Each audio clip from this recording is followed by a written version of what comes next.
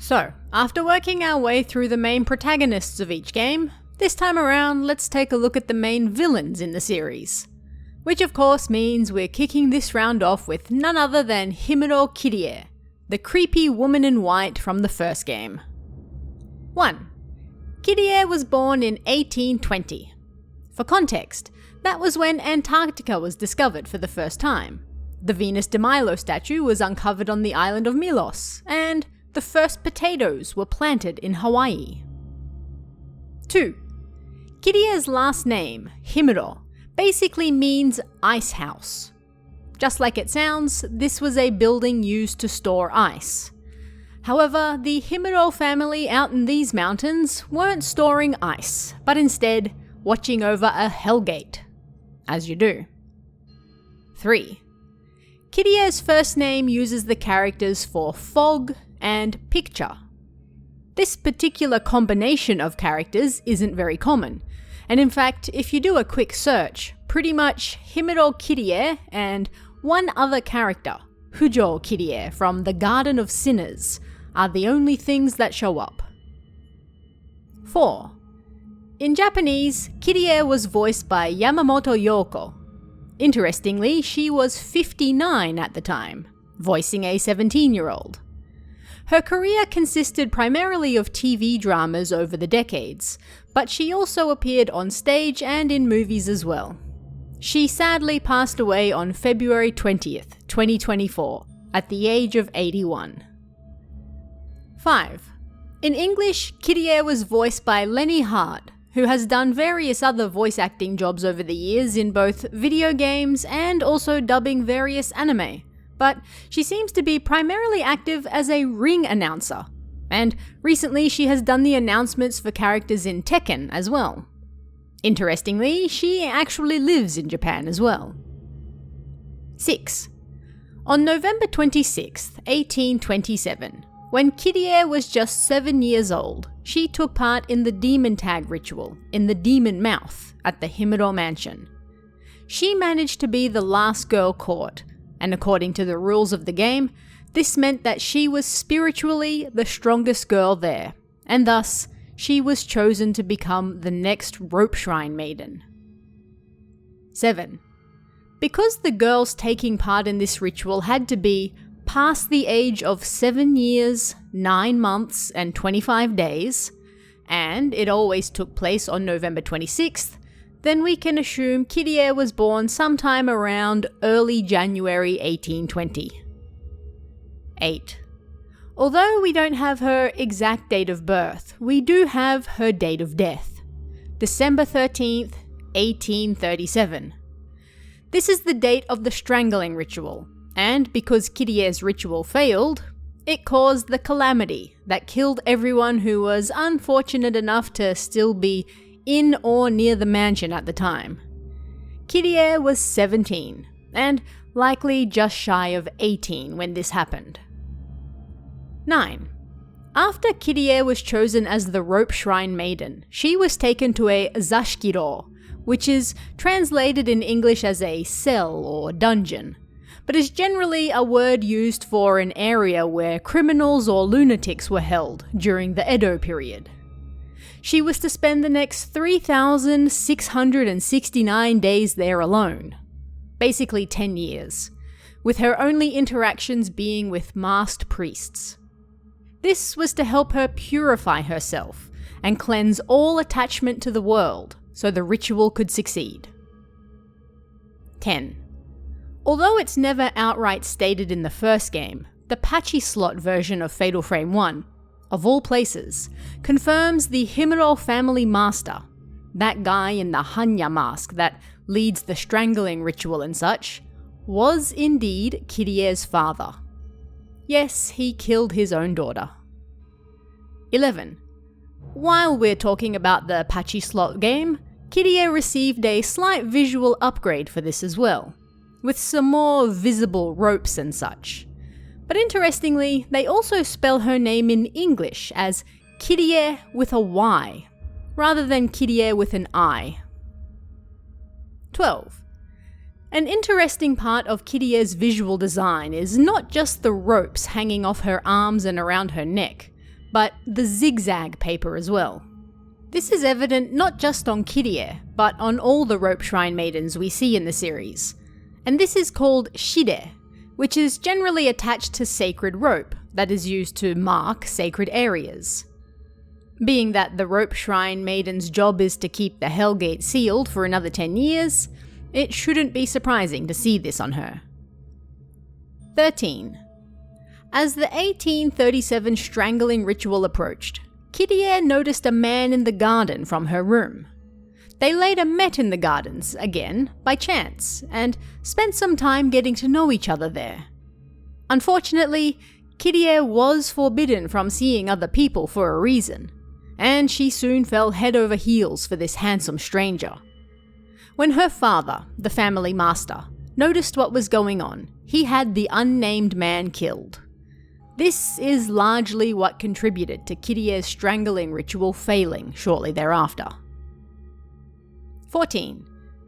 If you're wondering why Kirie was allowed to be out in the garden in the first place, the Japanese Zero Perfect Guide mentions that by Kirie's time, the incredibly strict customs the family had followed over the years were becoming more lax. This was why Kirie was allowed out of her cell to walk around. After all, up until that point, the strangling ritual had never failed. 15. In her diary, Kirie mentions seeing the cherry blossoms with her handsome friend. This would mean that they met sometime in early spring, probably around April or May, the usual cherry blossom season in the Tohoku area. However, being that her ritual was in December, that leaves about 7 or so months between his disappearance and her failed ritual. We can presume there's a decent time jump between her 5th and 6th diary entries, as in Diary 5, she talks about her regret that the priests hid him because of her shrine maiden role, and then in Diary 6, she talks about how the ritual will soon be held. 16.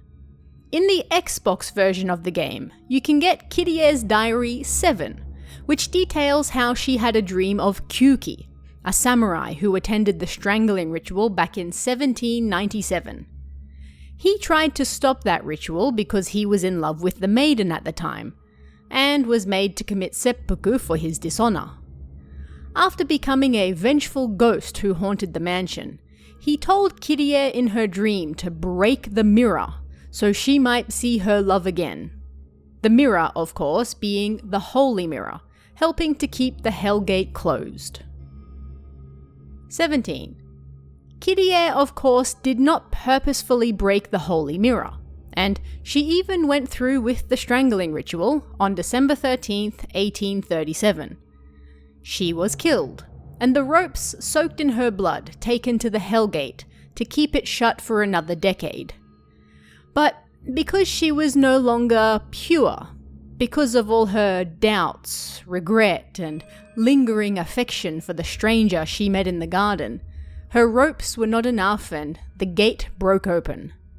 The Holy Mirror was shattered, just like Kyuki had hoped, either way, and Malice was released, killing just about everyone in the area at the time. 18. Interestingly, the Malice had a unique effect on Kirie herself, perhaps because of her shrine maiden status. It actually split her spirit into two. One half, her older self, became possessed by it, and spent the next 150 or so years cursing anyone she came across in the mansion, dooming them to the same death she had. The other half was her younger, more innocent self from 10 years prior.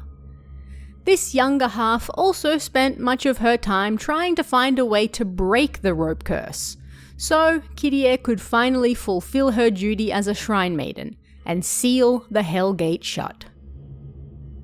19. When Hinasaki Mafuyu entered the mansion in September 1986, he soon ran into Kirie. Because he looked strikingly similar to her beloved stranger, she decided not to kill him. Instead, she showed him what happened in that seemingly cursed mansion over the years, leading to the calamity that killed everybody. Mafuyu, it seems, was not afraid of her, but rather sympathized with her quite a bit. 20. While the older version of Kirie was with Mafuyu, and occasionally showing up to curse Miku, Mafuyu's younger sister, Kirie's younger version was doing her best to help Miku break the curse. In a way, both sides of Kirie were doing what they could to end it all, just in their own way. 21. When Miku manages to put the holy mirror back together and cleanses Kirie's soul, the two parts of her reunite to become one, and she decides to fulfill her duty to keep the Hellgate shut. Depending on what ending you get, whether she does this alone or not will be different. The canon ending sees Mafuyu choose to stay with her, coming to understand and sympathize with her pain during their time together. He decides not to leave her to do it alone.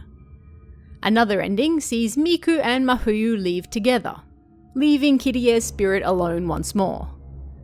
A third ending on the Xbox also saw Miku and Mafuyu leave together, but this time the spirit of the stranger appears, and Kirie is finally reunited with her lost love.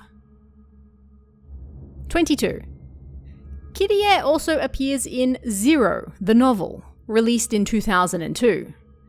This isn't a straight-up retelling of the game, but rather is a somewhat meta story in which Mafuyu, a writer, receives an offer to write a novel about a new game being developed, called Zero.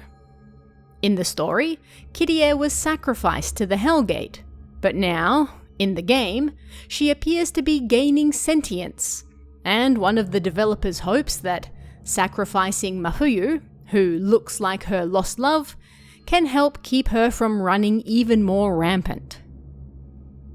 23. In the Fatal Frame fanbook, the devs mention a scene with Kirie that was cut from the final version of the game. In it, she would run over the beams in the Buddha room to reach the Koto room to see her mother.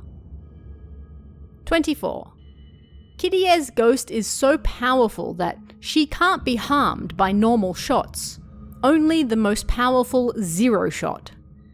And during her final battle, all she needs is a single touch to kill you.